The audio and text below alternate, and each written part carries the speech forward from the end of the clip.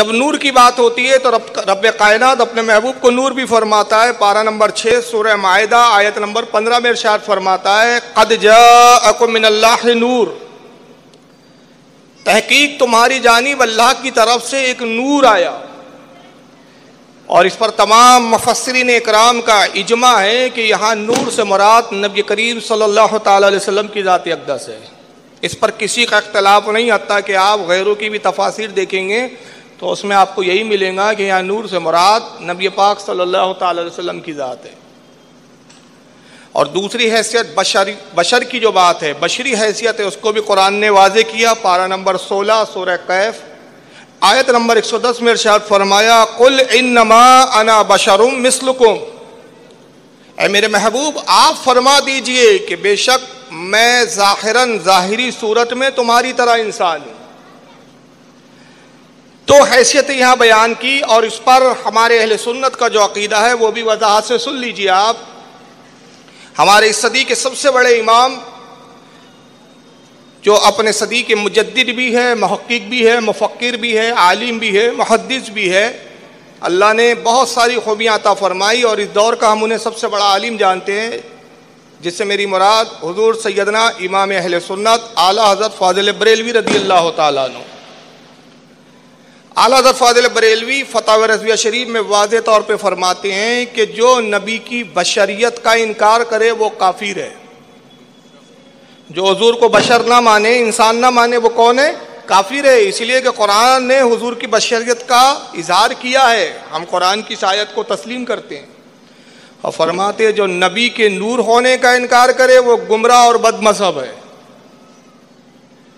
تو ہم نہ گمراہوں میں ہوتے ہیں نہ ہم کافروں میں ہوتے ہیں، ہم نبی کی دونوں حیثیتوں کو مانتے ہیں اور اس میں تطبیق یوں کرتے ہیں کہ حضور کی حقیقت نور ہے اور ظاہراً آپ بشر ہیں. خود حدیث اس تعلق سے وضاحت کر دیتی ہے. چنانچہ حضرت میسرہ جلیل القدر صحابی، ان سے روایت ہے،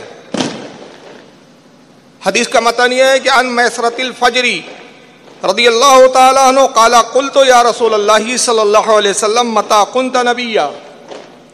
حضرت میسرہ فجر رضی اللہ تعالیٰ عنہ کہتے ہیں کہ میں نے نبی کریم صلی اللہ تعالی وسلم سے عرض کیا اور پوچھا کہ اللہ کے نبی آپ کب نبی بنائے گئے؟ لوگ کہتے ہیں کہ 40 سال میں نبی بنے. یہ بہت بڑی غلط فہمی ہے ان لوگوں کی. 40 سال میں نبی نہیں بنے، جب آپ کے نور کی تخلیق ہوئی اس وقت ہی آپ نبی تھے. ہاں 40 سال کی عمر میں اظہار نبوت کا اعلان کرنے کا حکم دیا گیا، آپ کو اذن دیا گیا کہ 40 سال کی جب عمر ہوئی تو کہا گیا کہ اب آپ اپنے نبی ہونے کا اعلان فرمائیں.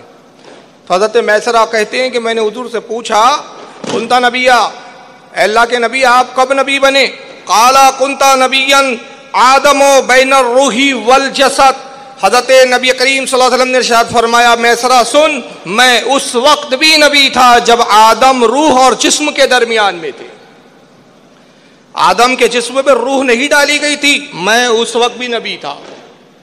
اور اس حدیث کو بہت سارے علماء نے نقل کیا. اس وقت میرے پاس 16 حوالے ہیں.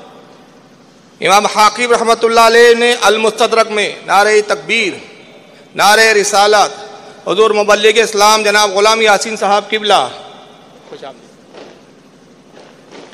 اس کو امام حاکم نے کہا اس کی سند صحیح ہے، المستدرک میں اس کو نقل کیا انہوں نے. حتیٰ کہ غیر مقلدین نام نہاد اہل حدیثوں کے بہت بڑے علامۃ الدہر گزرے جن کا نام ابن تیمیہ عبدالحلیم ابن تیمیہ ہے، ابن عبدالحلیم تیمیہ، علامہ صاحبی، امام ابن حجر عسقلانی، یہ جلیل القدر محدثین بھی اس حدیث کے بارے میں کہتے ہیں کہ یہ حدیث صحیح ہے. امام بخاری نے اس کو تاریخ الکبیر میں لایا. امام بخاری کی کتاب ہے تاریخ الکبیر، اسماء و رجال پر یہ کتاب ہے 12 جلدوں میں، جس کی جلد نمبر 7 صفحہ نمبر 374 حدیث نمبر 1606. امام احمد نے اس کو اپنی مسند میں لایا، حدیث نمبر 20596. امام طحاوی رحمۃ اللہ علیہ نے مشکل الآثار جلد 15 صفحہ 232 حدیث نمبر 5977. امام طبرانی نے اس کو معجم الکبیر میں لایا، جلد 20 صفحہ نمبر 353 حدیث نمبر 834. امام حاکم نے المستدرک جلد 2 صفحہ 665 حدیث نمبر 4209. امام بہقی نے دلائل النبوت جلد 1 صفحہ 84 پر. امام ابو نعیم نے حلیۃ الاولیاء جلد 9 صفحہ 53. ابن عصیر نے اسد الغابہ جلد 5 صفحہ 285 پر امام مزی نے، حضرت بہت بڑے یہ محدث گزرے امام مزی، شاید پہلی بار آپ نام سن رہے ہیں، انہوں نے اسماء و رجال جرح و تعدیل پر 45 جلدوں میں تہذیب الکمال کے نام سے کتاب لکھی، جو 45 جلدوں میں الحمدللہ موجود ہے میرے پاس۔ اس کی جلد نمبر 14 صفحہ نمبر 360 پر یہ حدیث نقل کی۔ امام بغوی نے شرح السنہ حدیث نمبر 3626، امام قسطلانی نے المواہب اللدنیہ جلد 1 صفحہ 58 پر، امام اجلونی نے کشف الخفا جلد 2 صفحہ 187 پر، امام جلال الدین سیوطی نے الخصائص القبریٰ جلد 1 صفحہ 8 پر، علامہ امام حیثمی نے مجمع الزوائد جلد نمبر 8 صفحہ 290 حدیث نمبر 13848، اور خود غیر مقلدین کے 2 بہت بڑے علامہ جس میں ایک ہے ابن تیمیہ، انہوں نے اپنی مجمع الفتاوی جلد 2 صفحہ 93، اور ابن کثیر نے اپنی کتاب البدایہ والنہایہ جلد 3 صفحہ 498 پر اس حدیث کو نقل کیا ہے۔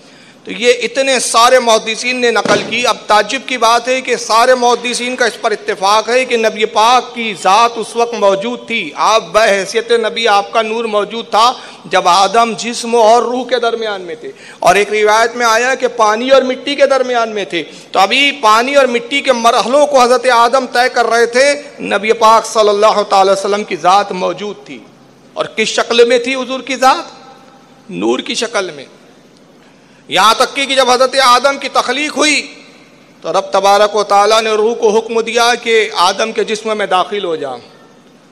روح کو ڈالا گیا، لیکن روح پورے جسم آدم کا دورہ کر کے باہر آ گئی۔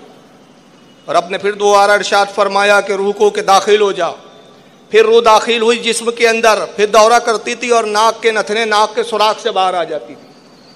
جب تیسری مرتبہ روح کو ڈالا گیا تو پھر ویسا ہی ہوا، رب تبارک و تعالیٰ نے عتاب فرمایا، غضب فرمایا، روح کو ارشاد فرمایا گیا کہ اے روح کیا بات ہے، کیا تو میری نافرمان ہے؟ کیا وجہ ہے کہ تو جسم آدم میں داخل ہونے کے لیے تیار نہیں؟ تجھے قرار کیوں نہیں؟ تو روح نے بڑے ادب سے سجدہ کیا اور عرض کرتی ہے خالق کائنات، میں جسم آدم میں رہنا تو چاہتی ہوں، میں نافرمانوں میں سے نہیں، میں حکم کے نہ ماننے والوں میں سے نہیں۔ خالق کائنات، میں تو بڑی لطیف ہوں، لطافت مجھ میں ہے، شرافت مجھ میں ہے، نزاکت مجھ میں ہے، میں نور کی دل دادا ہوں۔ آدم کے پتلے میں مجھے اندھیرا نظر آتا ہے، یہی وجہ ہے کہ جب اندھیرا میں دیکھتی ہوں تو مجھے وحشت اور گھبراہٹ ہوتی ہے، میں اس جگہ قرار نہیں پکڑتی جہاں اندھیرا اور وحشت ہوا کرتی ہے۔ اور اپنے فرشتوں کو ارشاد فرمایا، فرشتوں میرے نبی کے نور کو پیشانی آدم پر چسپاں کر دو۔ جیسے ہی نبی پاک صلی اللہ تعالی علیہ وسلم کے نور کو آدم کی پیشانی پہ لگایا گیا، پورا جسم آدم منور ہو گیا اور روح کو قرار مل گیا۔ یہاں سے پتہ چلا کہ جہاں مصطفیٰ صلی اللہ علیہ وسلم کی ذات ہوتی ہے وہاں قرار و سکون ہوا کرتا ہے، اور حضور آتے ہیں تو اندھیرے چھٹ جایا کرتے ہیں، صرف نورانیت ہی نورانیت نظر آتی ہے۔ اور ایک نقطہ یہاں یہ بھی دیکھیں آپ، میں ایک بڑا لطیف اشارہ کروں گا، آپ اس اشارے کو سمجھتے چلیں کہ وجہ یہ ہے کہ جب تک آدم کے پتلے میں روح داخل نہیں ہوئی تھی، نتیجہ کیا تھا کہ روح کو قرار نہیں تھا، بے چینی تھی، جاتی تھی آتی تھی، باہر اندر جاتی تھی پھر باہر آ جاتی تھی، بے چینی نظر آ رہی ہے روح میں، سکون نہیں ہے۔ کیوں؟ اس لیے کہ مصطفیٰ صلی اللہ علیہ وسلم سے تعلق نہیں ہے جسم کا۔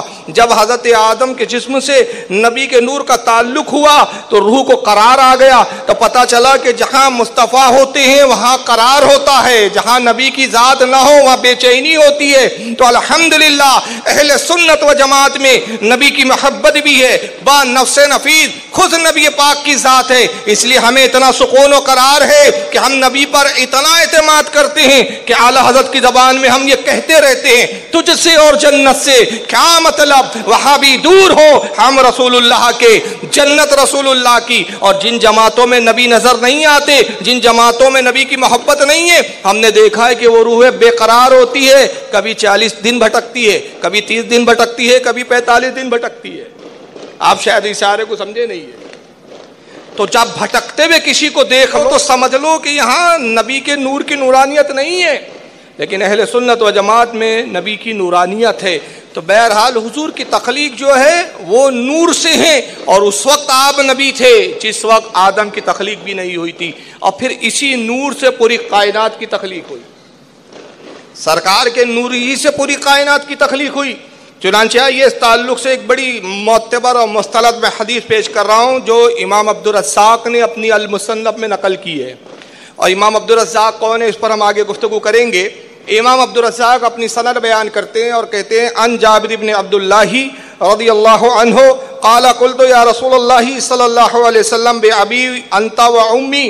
حضرت جابر بن عبداللہ بڑے جلیل و قدر صحابی ہیں. وہ رسول اللہ سے عرض کرتے ہیں کہ اللہ کے نبی میرے ماں باپ آپ پر قربان ہو جائیں. اخبرنی ان اول شیء خلق اللہ تعالی قبل الاشیاء. مجھے خبر دیجئے اللہ کے نبی, مجھے بتائیے کہ تمام اشیاء میں, تمام چیزوں میں رب تبارک و تعالیٰ نے سب سے پہلے کسے پیدا کیا؟ تمام چیزوں میں سب سے پہلے کس کی تخلیق کی؟ حضرت جابر سوال کرتے رسول اللہ سے کہ اللہ کے نبی مجھے خبر دیں, اخبرنی مجھے خبر دیجئے کہ پروردگار عالم نے ان اولی شیء تمام چیزوں میں سب سے پہلے خلق اللہ تعالی قبل الاشیاء تمام چیزوں سے پہلے سب سے پہلے کس چیز کو خلق کیا؟ قال یا جابر ان اللہ تعالی قد خلق الاشیاء نورا نبی کا من نوری. کہا جابر سن, سب سے پہلے پروردگار عالم نے تیرے نبی کے نور کو اپنے نور سے پیدا فرمایا.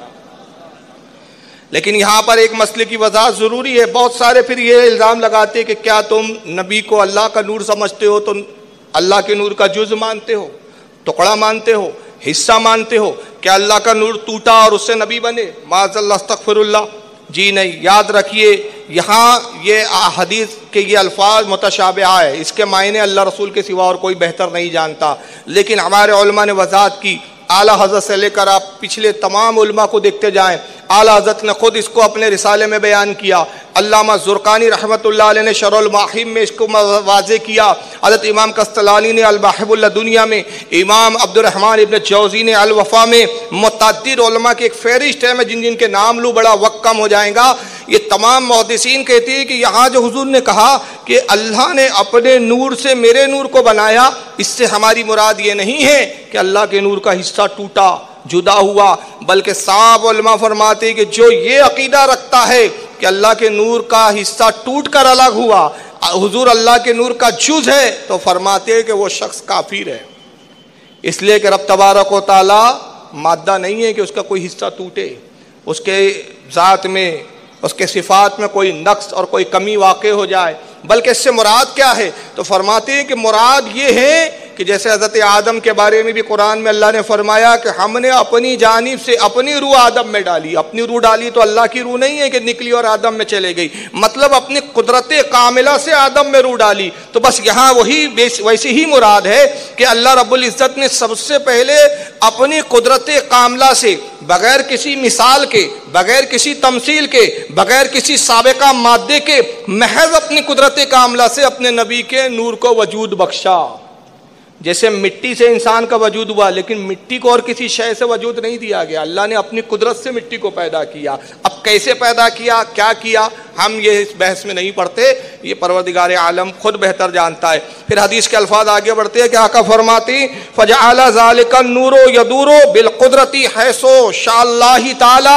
اور اللہ نے جب میرے نور کو پیدا کیا تو میرا نور اللہ کی مشیت سے, اس کی مرضی کے مطابق جہاں چاہا وہ سیر کرتا رہا.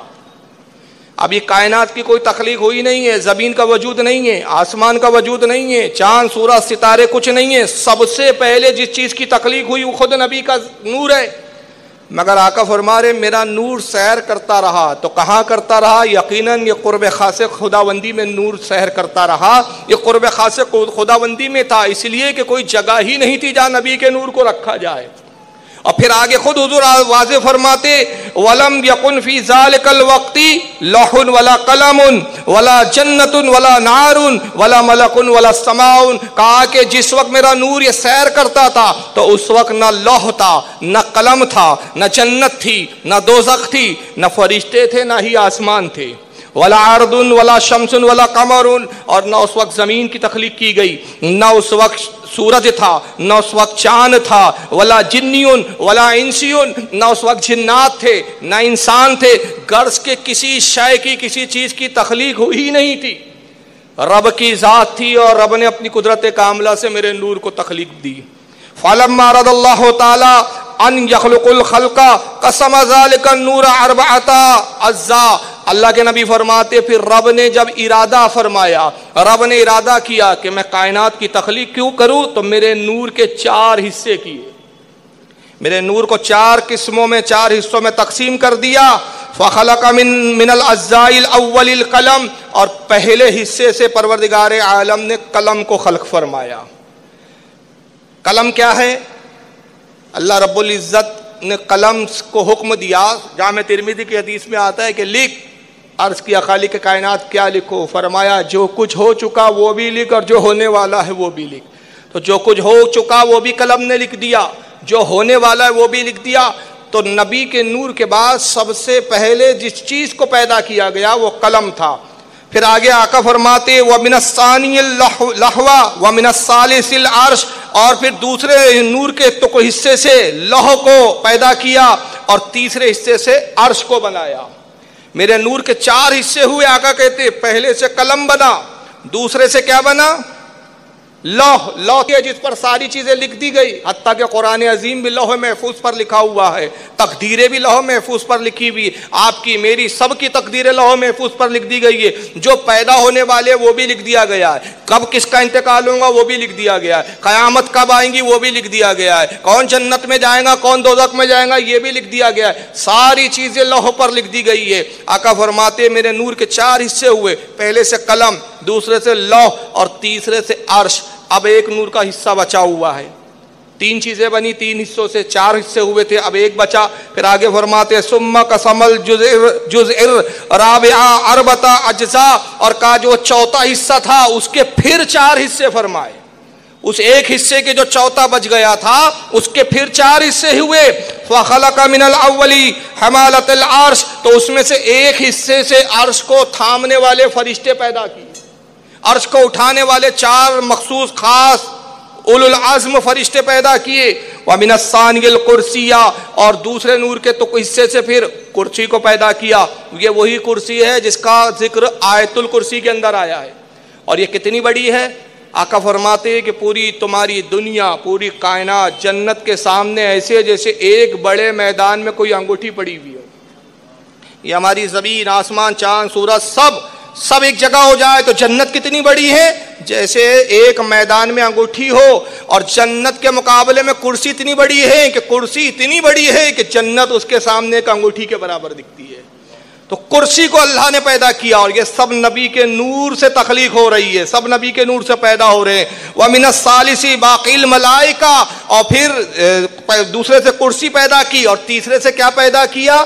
جتنے باقی فرشتے تھے تمام فرشتوں کی تخلیق پھر نور کے تیسرے حصے سے ہوئی. پھر ایک حصہ بچ گیا تھا، پھر اس حصے کے بھی ٹکڑے کیے گئے. ثم قسم الجزء الرابع 4 اجزاء، پھر 4تھے حصے کے اللہ کے رسول کہتے پھر 4 حصے فرمائے. فخلق من الاول السماوات، ان میں سے پھر ایک حصے سے آسمان پیدا کیا. ومن الثاني الارضین، اور پھر دوسرے حصے سے زمینوں کو پیدا کیا گیا. ومن الثالث الجنت والنار، اور تیسرے حصے سے پھر جنت اور دوزخ کو پیدا کیا گیا. اور پھر آگے فرماتے سرکار کہ 4تھے حصے سے پھر مختلف چیزوں کی تخلیق ہوتے رہی. اس سے جنات بھی پیدا کیے گئے، اس سے نباتات بھی پیدا کیے گئے، اس سے ذرات، پہاڑ، لوہے، جتنی بھی چیزیں اشیاء سب 4تھے حصے سے ہوئی. اس میں انسان بھی پیدا کیے گئے. تو پوری کائنات کی تخلیق نبی کے نور سے ہوئی. اسی لیے اعلیٰ فرماتے ہیں وہ جو نہ تھے تو کچھ نہ تھا، وہ جو نہ ہو تو کچھ نہ ہو.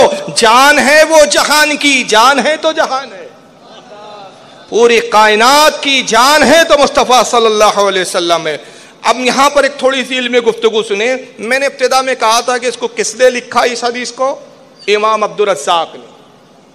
کون سی کتاب میں؟ ان کی حدیث کی کتاب المصنف 12 جلدوں میں آتی ہے.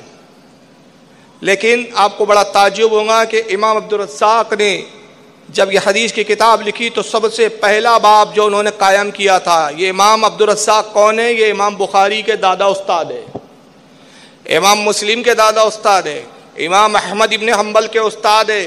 بڑے جلیل و قدر محدث ہیں، ان کے بارے میں بھی ہم تھوڑا سا ذکر کریں گے. تو انہوں نے المصنف جب لکھی تو سب سے پہلا باب قائم کیا تخلیق نور محمد صلی اللہ علیہ وسلم. نبی کے نور کی تخلیق کا بیان، پہلا باب۔ اور اس وقت المصنف لکھا جب امام بخاری نے بخاری کو لکھنے کا تصور بھی نہیں کیا تھا، بلکہ امام بخاری اس وقت پیدا بھی نہیں ہوئے تھے۔ اس وقت انہوں نے المصنف 12 جلدوں میں لکھا، اور پہلے باب میں 18 حدیثیں لکھی انہوں نے۔ کتنی حدیثیں؟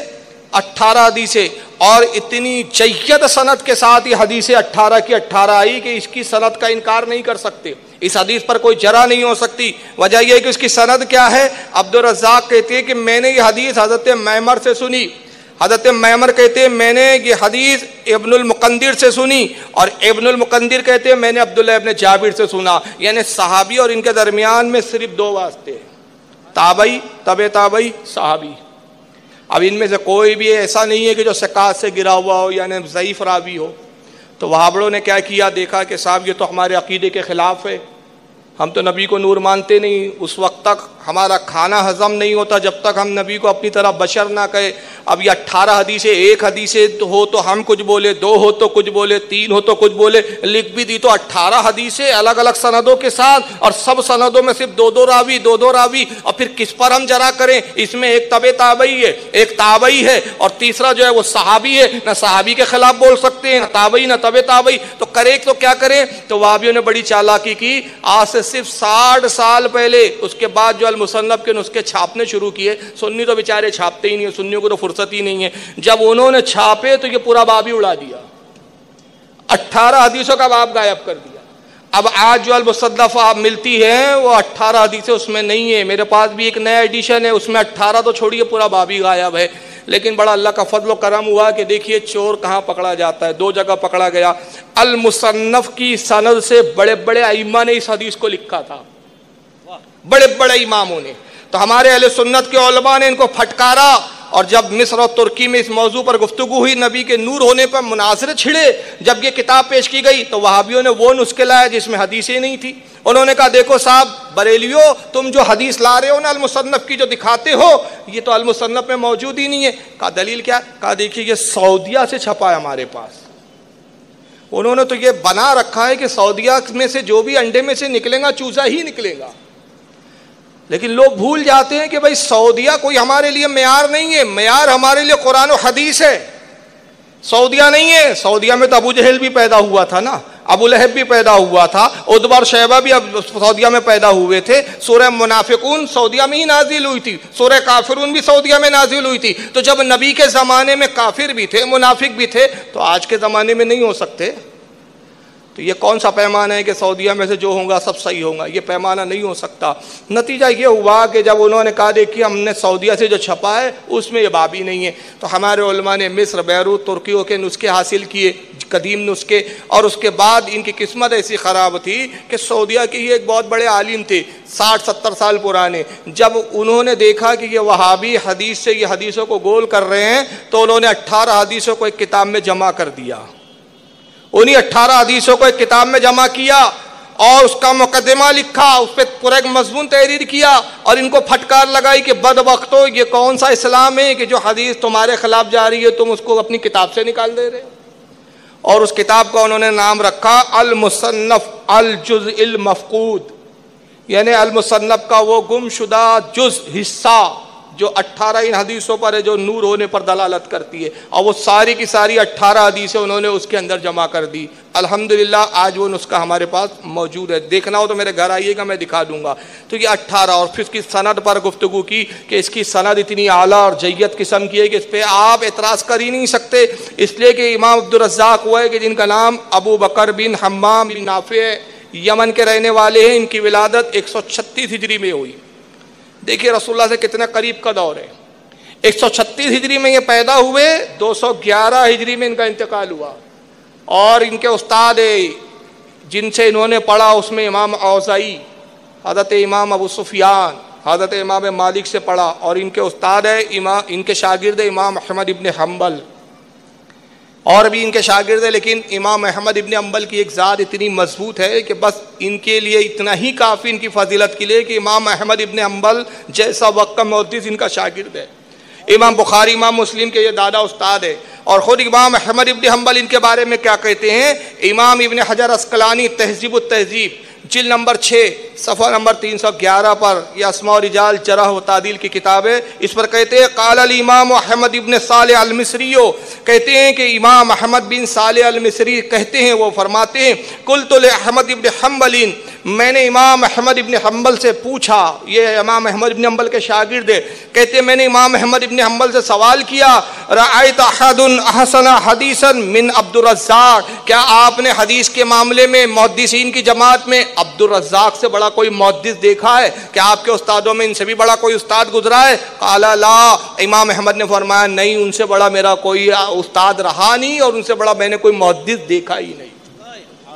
اب جس کی محدثانہ صلاحیتوں پر امام احمد ابن حنبل مسلک کا امام گواہی دے کہ میں نے اپنی زندگی میں ان سے بڑا محدث ہی نہیں دیکھا، تو اب کون ہے آج کا شخص جو ان کے اوپر جرا کرے؟ اور پھر یہی نہیں، خود امام بخاری نے ان کی ثقات کو قبول کیا اور اپنی صحیح بخاری میں 90 حدیثیں ان کی سند سے نقل کی، 89 حدیثیں امام بخاری نے ان سے لی، اور امام مسلم نے 290 حدیثیں ان سے نقل کی، اور امام عبد الرزاق اپنے استاد سے حدیث نقل کر رہے ہیں، وہ ہے معمر، ان کا پورا نام ہے معمر ابن راشد الازدی، یہ بھی یمن کے رہنے والے تھے، جلیل و قدر طبع تابعی ہے، ان کا وصال 154 ہجری میں ہوا۔ یہ شاگرد ہے حضرت ثابت بنانی کے، اور حضرت ثابت بنانی شاگرد ہے رسول اللہ کے جلیل و قدر صحابی حضرت انس ابن مالک کے۔ ثابت بنانی کون ہے؟ یہ شاگرد ہے حضرت انس ابن مالک کے، اور حضرت معمر ان کے شاگرد ہے۔ حضرت قتادہ یہ بھی تابعی ہے، ان کے شاگرد ہے۔ حضرت زہری یہ بھی تابعی ہے، ان کے استاد ہے۔ حضرت زید ابن اسلم ان کے شاگرد ہے۔ امام بخاری رحمۃ اللہ علیہ نے حضرت معمر سے اپنی صحیح بخاری میں 225 حدیثیں لکھی ہے۔ امام بخاری کا میں نام اس لیے لے رہا ہوں کہ بہت سارے لوگ بخاری کا روپ ڈالتے ہیں نا، تو پتہ چلا کہ امام بخاری کا صحیح بخاری میں ان کی سندوں سے روایت لینا اس بات کی دلیل ہے کہ یہ سارے راوی جب سچے ہیں تو جب بخاری میں سچے ہیں تو یہاں کیسے ضعیف ہو جائیں گے؟ یہاں بھی صحیح مانے جائیں گے، ورنہ پھر بخاری کو بھی ضعیف بولنا پڑے گا۔ تو صحیح بخاری جو کہتے ہو آپ تو اس کو چھوڑ دیجئے۔ امام بخاری نے 225 حدیثیں جو ہے حضرت امام معمر سے لی، حضرت امام مسلم نے 300 حدیثیں لی، اور یہ نقل کرتے جلیل و قدر تابعی ابن المقندر سے۔ ابن المقندر جلیل و قدر تابعی ہے، اور یہ شاگرد حضرت عبداللہ ابن عباس کے، حضور کے چچا زاد بھائی بھی ہے جلیل و قدر صحابی عبداللہ ابن عباس، ان کے شاگرد حضرت ابن المقندر۔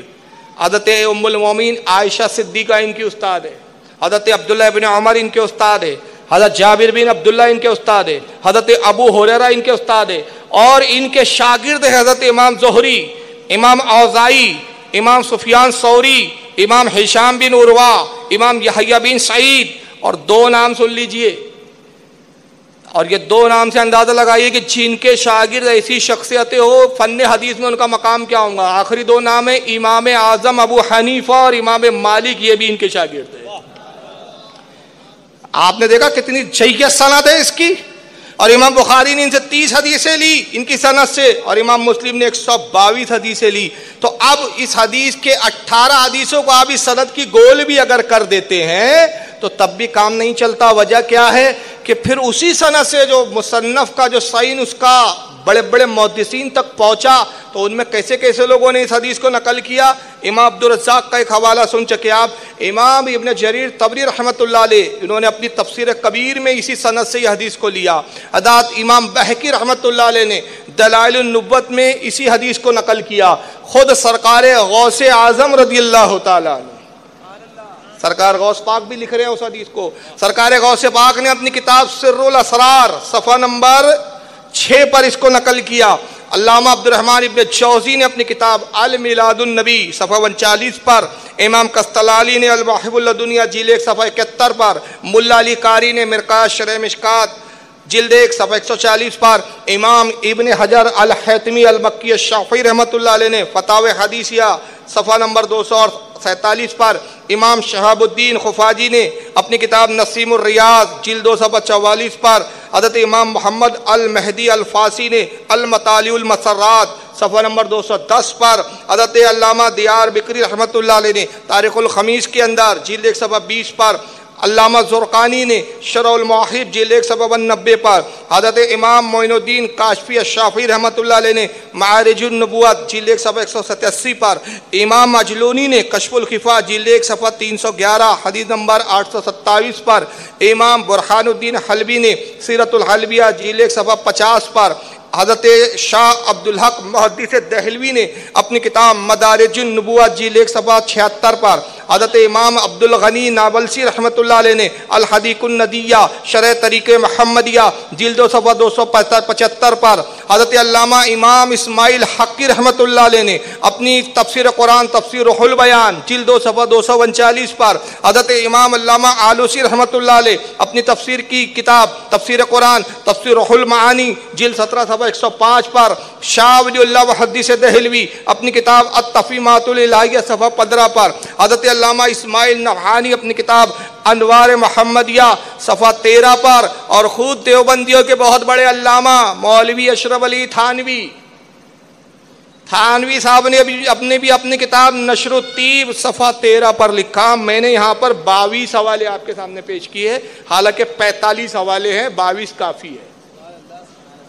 تو یہ سارے محدثین نے اس حدیث کو لکھا کہ نبی کی تخلیق سب سے پہلے نور سے ہوئی، اور اس نور سے پوری کائنات کی تخلیق ہوئی۔ تو اب اندازہ لگائیے کہ ہمارے وقت کا امام ایک شعر کہتا ہے تو کتنی کتابوں کی روشنی میں کہتا ہے کہ وہ جو نہ تھے تو کچھ نہ تھا، وہ جو نہ ہو تو کچھ نہ ہو، جان ہے وہ جہان کی، جان ہے تو جہان ہے۔ یہ ہے ہمارے امام کی شان کہ جب وہ نبی کی شان میں ایک شعر بھی کہتا ہے تو کتنے حوالوں کو مد نظر رکھتا ہے۔